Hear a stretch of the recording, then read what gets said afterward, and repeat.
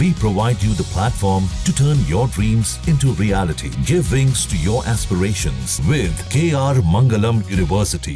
नमस्कार, News Nation देख रहे हैं आप और मैं हूं आपके साथ Aditi Shah. This video is co-powered by KR Mangalam university. Bharat और पाकिस्तान के बीच तनाव चरम पर है। पहलगाम हमले के बाद से पाकिस्तान के खिलाफ भारत ने कई कड़े कदम उठाए हैं।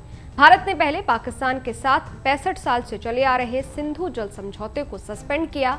अब कूटनीतिक तौर पर पाकिस्तान को सबक सिखाने के लिए भारत ने चिनाब नदी पर बगलिहार डैम से पाकिस्तान को जाने वाले पानी का फ्लो रोक दिया है और झेलम नदी पर किशनगंगा बांध पर भी इसी तरह का कदम उठाने की प्लानिंग चल रही है।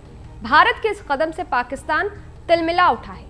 पाकिस्तान के विदेश मंत्री इशाक डार ने संसद में कहा है कि अगर भारत सिंधु जल संधि के तहत पाकिस्तान के पानी के साथ कोई छेड़छाड़ करता है तो ये युद्ध के समान होगा। उन्होंने ये भी कहा कि ये 24 करोड़ पाकिस्तानी नागरिकों की जिंदगी का मामला है और पाकिस्तान इस पर माकूल जवाब देगा। डार ने बताया कि उन्होंने सऊदी अरब, UAE, चीन, तुर्की समेत कई देशों के विदेश मंत्रियों से बात की है और पाकिस्तान का पक्ष भी रखा है।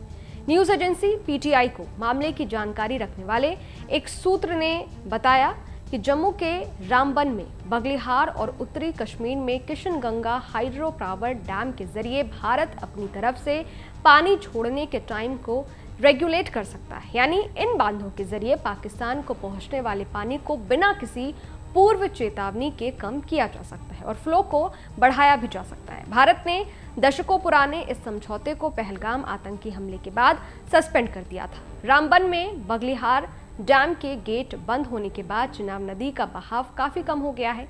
एक्सपर्ट का मानना है कि चिनाब का पानी कम होने से पाकिस्तान की कृषि और पर्यावरण दोनों पर बुरा असर पड़ सकता है।